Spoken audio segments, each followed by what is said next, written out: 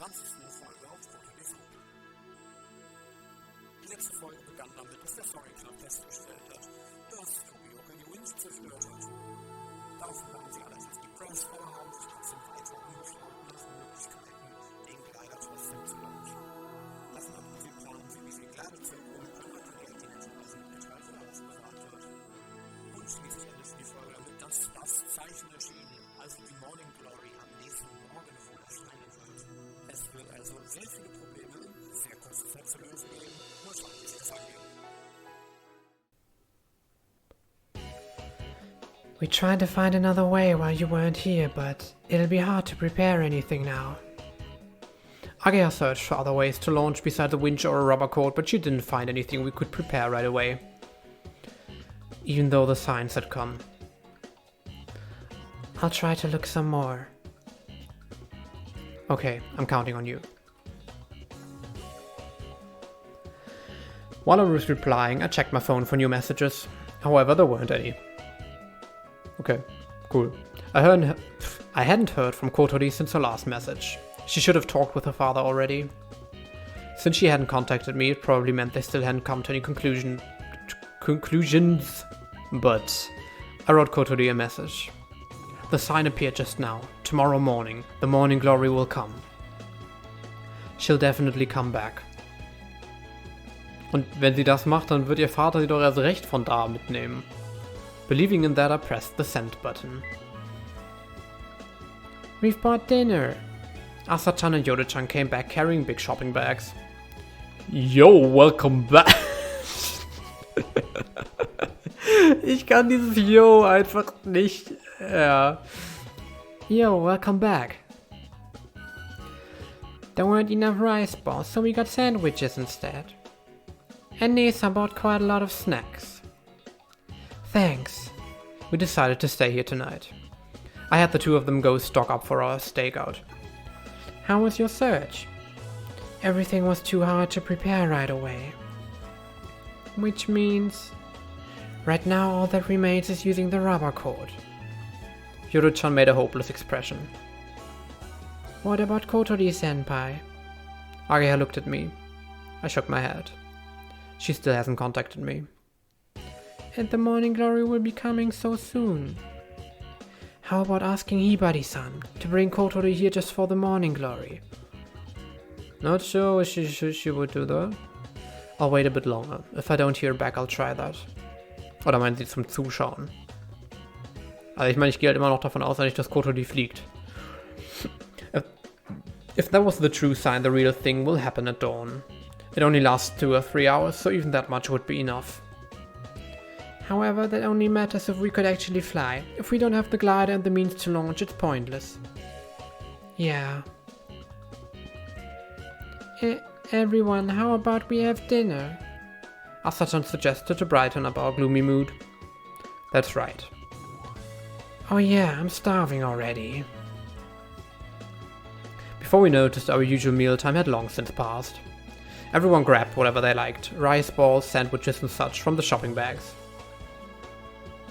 While waiting for her instant noodles, Agea opened the rubber cord towing clip we saw earlier today. A large group of people pulled the cord, but the glider merely flew a few meters. Ich habe das zwischenzeitlich mal gegoogelt, also abgesehen davon, dass es sehr schwierig ist, da Ergebnisse zu finden, die nicht einfach nur Spielzeuge zeigen. Also es ist halt so Modellflugzeuge, meine ich. Was heißt Modellflugzeuge? So, ne? So fernsteuerbare eben, ne? Deutlich kleiner offensichtlich. Die Videos, die ich gesehen habe, die benutzen das ja wirklich nur, um einmal zu beschleunigen quasi.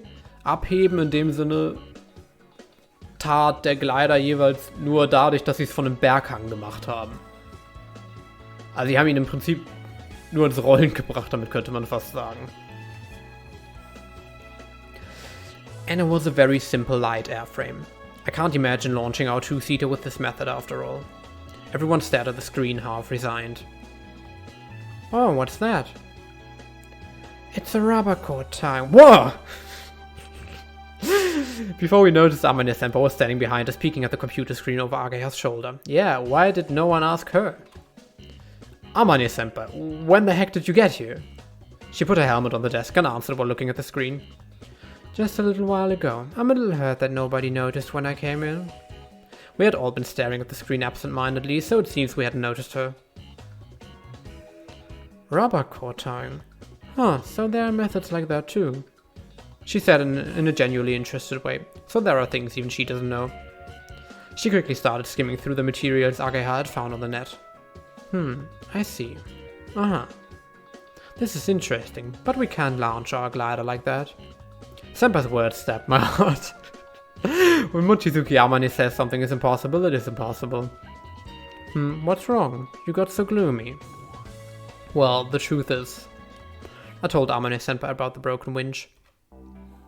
So that's how it is. That's why we were searching for different methods to launch it. Amane Senpai looked over the materials about the rubber core towing once again. This time she was serious. Is it too difficult after all? Seems so. Senpai groaned while looking at the screen. I guess it's no good. By the way, what happened to Kotori? She said as if she had just thought about it. And we suddenly realized something. Come to think of it, since so much had happened, we completely forgot to tell Amane about Kotori. She was supposed to leave the hospital today, right? Senpai looked worried. Oh yeah, she didn't seem to have any serious injuries. She's alright. Really? That's good. But after that, I told Senpai what happened after Kotori got discharged. So that's what happened. And she still hasn't contacted you? Yeah, not yet. Senpai got worried again. You saw the signs earlier, right? That's why I came here. I thought Kotori would be flying for sure. But with the situation, she won't be able to fly. Even if she couldn't do it herself, she wanted to at least let her see... We wanted to at least let her see us flying, so we've been checking various methods. We have almost given up though. This rubber cord seems to be the only way left. What if we place the jump ramp on the runway? Asachan suddenly spoke up. Everyone then turned their attention to her. While the rubber cord is pulled, the glider would go on the jump ramp like this. She explained this while making gestures with her hands. Basically, we would place a ramp on the runway, similar to those used in ski jumps, and the glider would be launched from it by the rubber cord. Es bringt vielleicht ein bisschen extra Range, aber es ist ja trotzdem nicht viel mehr. If it goes well, at the very least it should fly higher than in this video. Yeah, that's about it. Right. Das hörte sich nicht gut an. Amane Senpai shook her head. There won't be enough acceleration. Even if you manage to get it up to 5 or 6 meters, it would stall right away. And a lot of force would be sacrificed for going up the jump ramp too. So it's no good. As for building a jump ramp, if we started now, we'd probably barely make it in time. It's quite unrealistic. In the end, the glider would have to ascend dozens of meters higher than that. Ist eine Jump Ramp wirklich so schwer zu bauen? Die müssen doch nur ein paar Holzstücke aneinander kloppen und fertig. Das ist jetzt nicht optimal, aber ich meine, that should work, I guess. If there isn't a strong lift right at the end of the jump ramp, it would be kinda pointless. Everyone was in deep thought. If there was only a way to create a lift. That, or launching it from the cliff, that could work. Oh boy. I said that half in despair, but Amane Senpai tapped her palm with her fist, having a sudden realization. Aha, that's a good idea. Everyone looked at her in surprise. That's right, we don't have to launch from the runway. No, wait, but that's dangerous. No one here cares about danger, apparently. Besides, if we took off like that, if we can't descend afterwards, there's no point, right? Haben die nicht gesagt, über dem Lake gibt's gute Thermals? Would accelerate while falling from the cliff, but if we couldn't get any lift after that, descending would be impossible. It would be fine if the glider was still at a reasonably high altitude after accelerating, but for that we would need a suitably tall cliff. It's absurd after all. However, Senpai... Yeah, let's go with that. She was nodding to herself as if she had decided it. I need a paper and something to write with. Okay, here. Senpai took the paper and pen from Asachan and started drawing something extremely vigorously. The weight of the fuselage is about 280... Ooh! Nicht fuselage, fuselage, right? It's about 280 kilograms and the two of them weigh about 100 kilograms. Da haben wir doch endlich die Daten, die ich vor keine Ahnung wie viele Folgen mal haben wollte. Der Glider wiegt 280 Kilo. The white sheet of paper got covered by formulas and drawings in no time. Paper. Here. Asa-chan handed her another sheet of paper as Senpai asked without even raising her head. There won't be enough. Yori-chan grabbed a bundle of paper and tossed it down in front of Senpai. That didn't register with her, but she readily started using the new paper. She's in trance mode. I haven't seen that in a while. That's how she is when she fully concentrates on something. This was exactly like the first time I met her, when she was staring at the drawing board. When she's like this, she'll even forget about hunger, even though she's quite a big eater. I see. So it's that kind of trick. Ah, yes, that kind of trick. Yoda-chan peeked at the formula Senpai was writing and nodded in agreement. Then, we don't have time to spare. I'll help too. Saying that, she sat down next to Senpai and began similar calculations. We were shocked when we saw that. Huh? You're going to help? Hat sie die ganze Zeit schon geholfen? What is going on here? It's a little scary. We couldn't keep up with this, so we just watched them completely dumbfounded.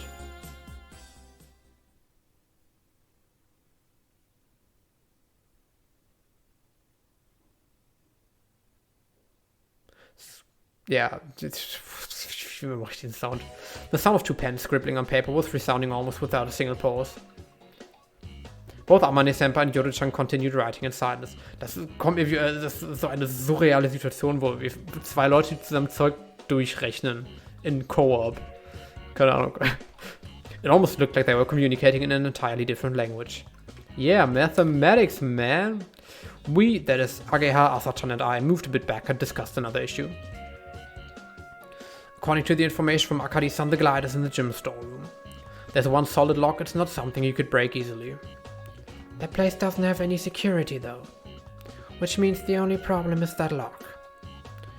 Wouldn't Topioka-sensei keep watch over it? Also der Typ ist zwar sehr weird und fuck him, aber ich glaube nicht, dass er den ganzen Tag und die ganze Nacht vor der Sporthalle rumsteht. It's quite likely, knowing that old fart. Whether we can take off without the winch or not, we weren't worried about that anymore. When Amane-senpai gets serious, nothing is impossible. Now, the only issue is how to recover the glider. Even if we somehow deal with the lock, how are we going to transport the glider? Same way as last time? Hilft Anshan den dabei oder so? That's right. If we asked Anshan, it would be easy, but... Yeah, this time it's a bit... yeah, understandable. If what we're trying to do goes badly, it could even involve the police. Since we were students, the punishment probably would have been resolved within the school. That wouldn't be the case for Anshan. Everyone was already prepared to be punished by the school. Cool. If there was a way to fly, we'd do it. That's how we all felt. We could transport it like we did before. There's a bicycle with a wagon attached at the grocery store in the Kasami shopping district. You what? Ihr werdet doch nicht einen 280 Kilo Glider mit dem Fahrrad transportieren. Bitte was? It would be difficult, but we could load the disassembled glider onto the cart and transport it with one person pedaling and a few pushing from behind. Alright. The problem is that we have to do this without being found out by the teachers. Mitten in der Nacht ist das doch einfach, oder? Es ist, als ob jemand nachts die Schule bewacht, oder? Breaking the lock will be noisy. They definitely notice if we did that. Wer ist nachts in der Schule, bitte? Hä? We have no choice but to break it as quietly as possible. A hacksaw. No, would take too much time. Let's take a wire and wiggle it in the lock like this. No, that's wrong. It only works like that in manga. Also, I mean, lockpicking is a thing, but while we were discussing various plans, little by little we started to feel that it was possible. We would fly above the morning glory very soon. The glider was confiscated and the winch was broken. For a moment we thought everything was over. Even so, there's still something missing. I still haven't heard from Kotori. I looked at the clock. It's starting to get late tonight. Manchmal macht mein Kopf einfach Dinge und ich finde sie sehr unterhaltsam. There was still time until the crucial moment, but to think that it would take her so long. I checked my cell phone anxiously. Kotori is taking her time.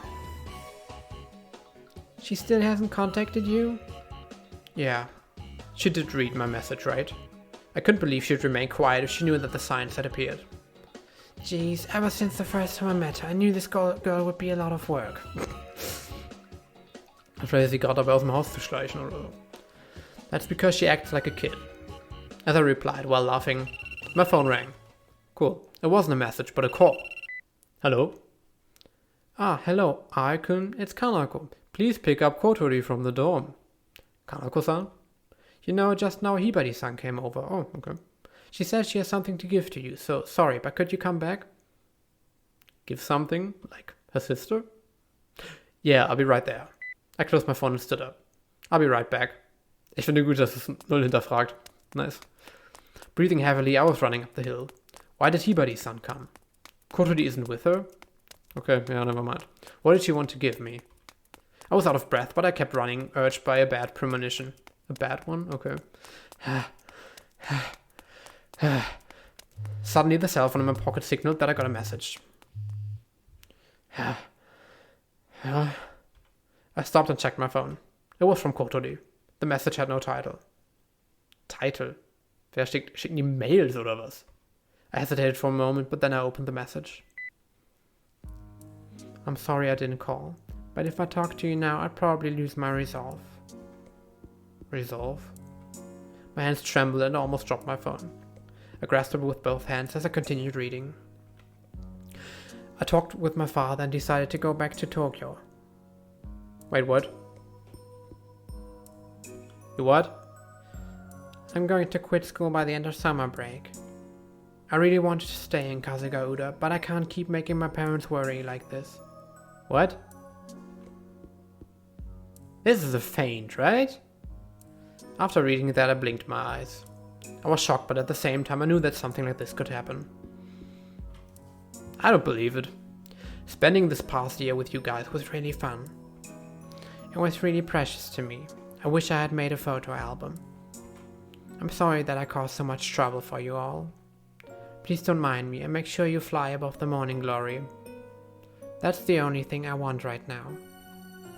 And then, thank you for loving me, Aoi. I won't forget you even when I return to Tokyo. I don't believe it. The message ended there. What the hell? My shaking hands were squeezing the phone tightly. I heard its plastic casing creak. I came to my senses right away and called Kotori. This user is currently not available. Please leave a message after the tone. Why? Why are you doing this, Kotori? I shouted unintentionally. I thought about overwhelming depression. I almost threw my phone down on the ground. But I got a hold of myself and called a different number. Come on, answer. After calling plenty of times, probably more than 20, someone finally answered.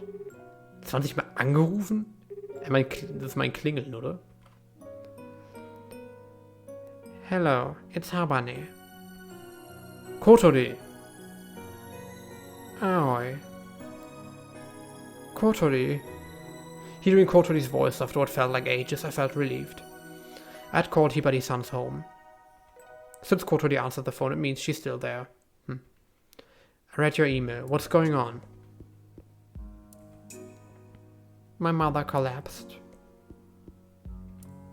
Huh? Because of me, My mind went blank for a moment. Those few words were enough to answer the question that was stirring my emotions so much. How is she? Is it something serious? Yeah, she's still bedridden. You know, when I told her on the phone that I was going home, she was so happy that she cried. I always blamed myself. Back then, my whim to ride the hot air balloon has caused my parents lots of sadness. It's because my body got like this, that my family became such a mess. That's not true. I wanted to say that reflexively, but words like those wouldn't console her right now. I thought that I wouldn't do something like this ever again, but I did. I don't want to go home. But if I don't return now, this time my family would completely fall apart. I don't want that either. But Then you... Could you really live like that?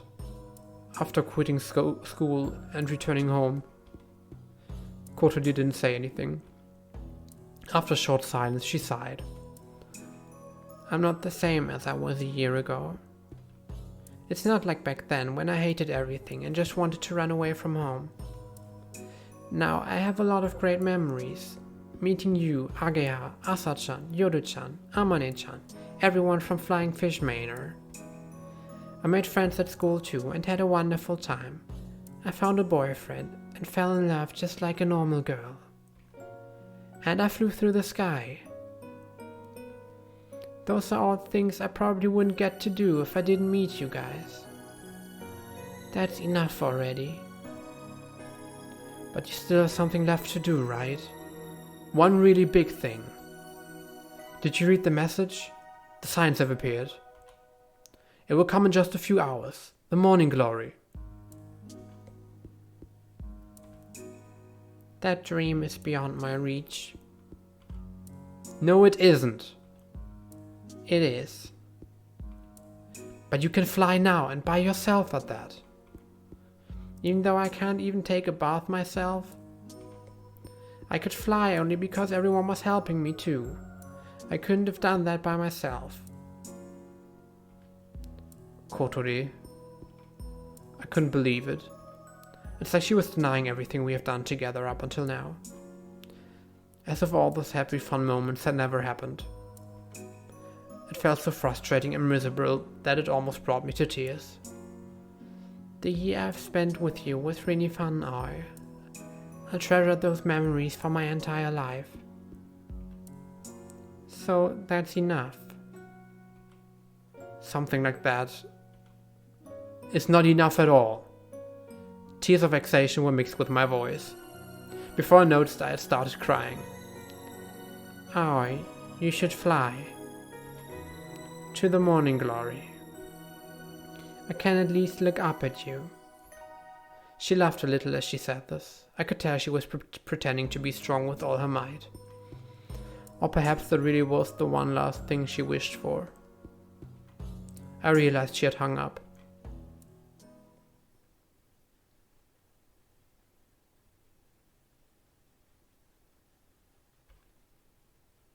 Welcome back. You took your time. What's wrong? You're as pale as a ghost. No, I'm fine. Where's Hibari-san? In Kotori-chan's room. When I entered Kotori's room, Hibari-san was packing. Minase-san. One look at my face told Hibari-san that I already knew the circumstances. Das ist an der Stelle, das ist so eine Sache, dass Leute einfach, dass ihre Mutter einen Zusammenbruch hat, weil ihre Tochter gefährliche Dinge tut? Das wirkt so ein weirdes Film-Drama-Ding einfach. I don't know. She quietly closed the cardboard box backed with Kotori's textbooks. It's only that much. Hibari-san muttered as she looked at the few small cardboard boxes that contained all of Kotori's belongings. Most of them were filled with clothes and everyday items, and the rest with textbooks. Aside from the stuffed toys that had been on the bed, Kotori didn't have a lot of personal stuff. She said that if she had too much stuff, it would get in the way. Yeah. Hibari-san had a sad expression. I understood her feelings. Having only a few things made Kotori's very existence itself seem very small. Was für eine materialistische Sichtweise. Hibari-san sank into silence and her eyes became clouded with tears. I just don't know what the best thing to do is. I'm definitely against her flying the glider. Even though she had such an accident and lost the ability to move her legs, wanting to fly again is just... When I saw her getting off the glider, I thought my heart was going to stop. But Kotori-chan did fly. Yeah, she wasn't afraid at all. Even I was surprised by that. She was slightly nervous, but she never showed a hint of fear of the sky. Even now, I'm still thankful to you guys. I'm really glad she came to Kazegauda. Kotori-chan got lively again. And if Kotori-chan has the same dream as all of you, I want to support her. I think father actually feels the same way. I don't know, last time it seemed like he didn't care about his daughter's dreams at all. Saying that, she closed her eyes. Those words sounded like a prayer, a wish for them to be true. However, if she stays here now, this time our family might fall apart. Your mother isn't doing so well. I was told it's only anemia. She's never been too healthy. Anemia, yeah. Okay. When I called home, she was the first I told about Kotori-chan's accident. At the time, father was at work and wasn't answering his phone. He stayed with her at the hospital overnight, and I heard she had gotten a little better. I see. Considering Kotori's condition, I'm sure her mother had much more worries than most parents. So to hear about an accident, and one involving a glider at that, must have been a huge shock. Isn't there any way for Kotori to stay here, to avoid going as far as having her quit school? I got carried away by my emotions and my tone became rougher. Hibari-san quietly shook her head. Our parents really want to have Kotori-chan live with them. I don't know what will happen later, but right now... But she has things she wants to do. What's going to happen with her later? With her entire future? Telling Hibari-san this won't change anything. But I couldn't help saying it. An unpleasant silence surrounded us. Suddenly a duck peeked in through the little entrance at the bottom of the door. Quack. Wait, ist das da so eine basically Hundeklappe? Aber sie ist unter dem Fenster?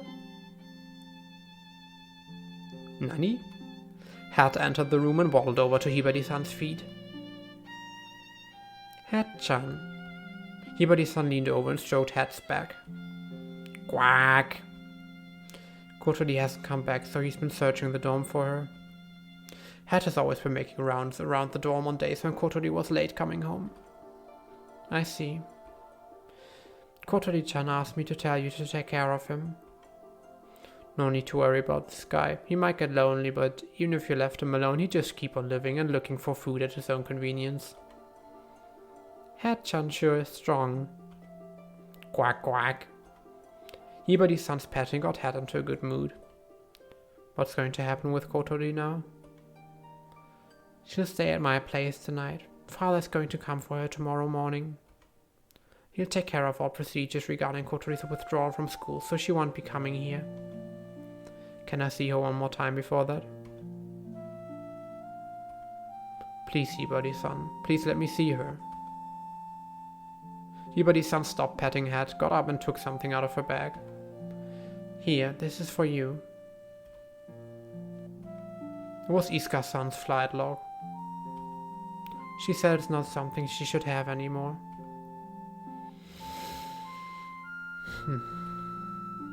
Minase-san. Huh? Yeah. And this too. With a puzzled expression, Hibari-san handed me one more thing. What is this? I don't know, she just told me to give it to you. It was a paper airplane.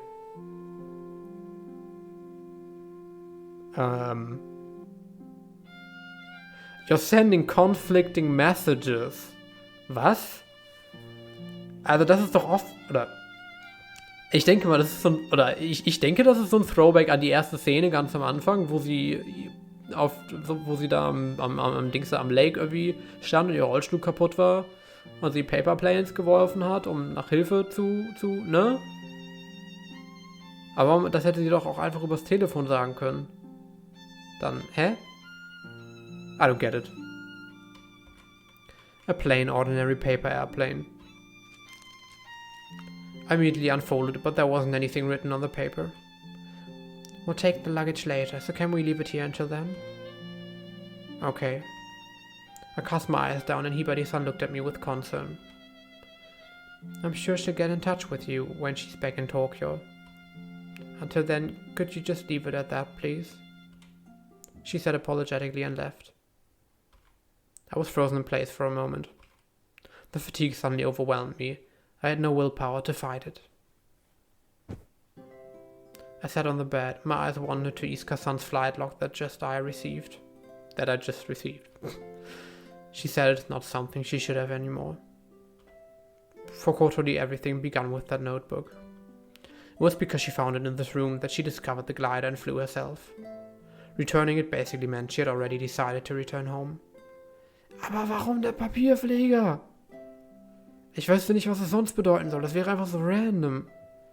Es wirkt wie so ein Insider-Zeichen, nur dass sie halt eigentlich, dass ich nicht sehe, warum sie so ein Zeichen, was halt sonst niemand versteht, geben müsste, weil, wer, Sie hätte es einfach am Telefon sagen können, es lauscht doch niemand, I don't get it. No, to throw it all away. Her feelings for the sky. I turned the pages to see if she had left a message somewhere. But there wasn't anything. It looked as it did before. I glanced at the last page, the things I want to do list. Alles abgehakt außer die Morning Glory. When I look at it now, some ridiculous things were written here. Skip school. She was so serious about doing this. I remember it like it was yesterday. Only the topmost item, fly through the passage of clouds, was left unchecked. Even though that could happen tonight. Kinda unbearable, isn't it? Hearing an unexpected voice, I raised my head. Kanako-san was standing in the doorway. Her frustrated expression matched her words. She had probably overheard my conversation with Hibari-san. Kanako-san came into the room and sat beside me. Quack. She picked up Hat and put him on her lap. Years back, my cousin had a parakeet. Ich weiß gar nicht, ob man das überhaupt so ausspricht. Was ist das überhaupt für ein Viech? Parakeet? Also ich kenne das Wort, aber... Huh? It was super adorable. I really liked that bird, so I was going to my cousin's house all the time. Ach so, Papagei. Parakeets are pretty smart and get attached to their owners. They would sit on your finger or shoulder. Did you know that? I had no idea why Kanako-san started talking about parakeets, but I just kept quiet and listened.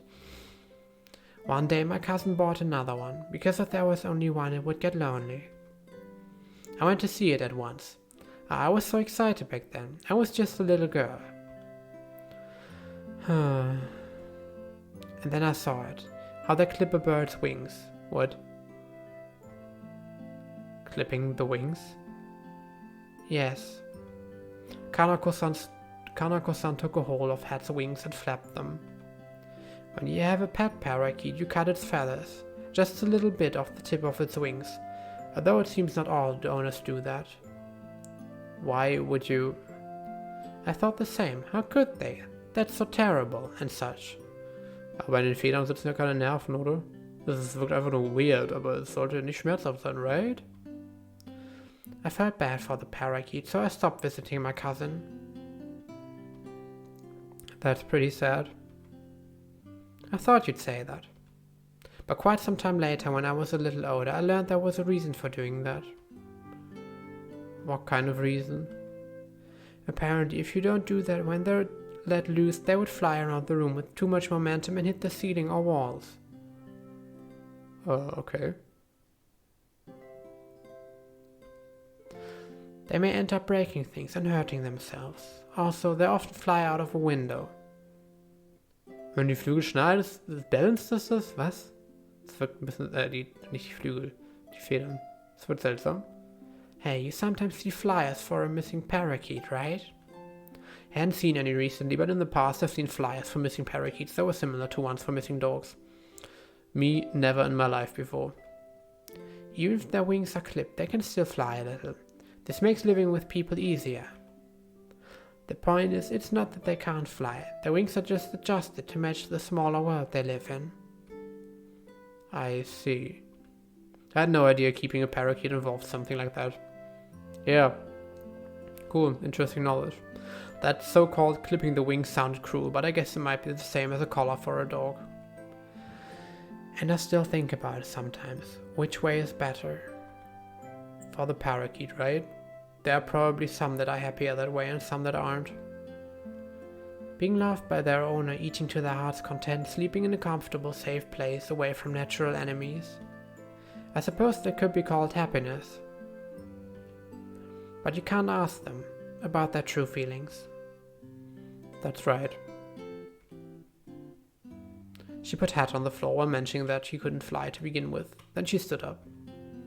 It would be nice if you could ask, though, about parakeet's feelings, she said with a troublesome expression and walked out of the room.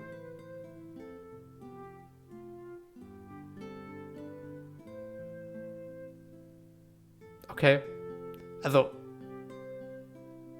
ich verstehe, was sie sagen will, aber ich verstehe nicht, was sie sagen will, glaube ich. Parakeet's feelings, huh? I can at least look up at you. Are those Kotori's true feelings? Probably not, she just gave up. Even if it was that all she felt? I don't know. At any rate, it seems that Kotori had already decided her future.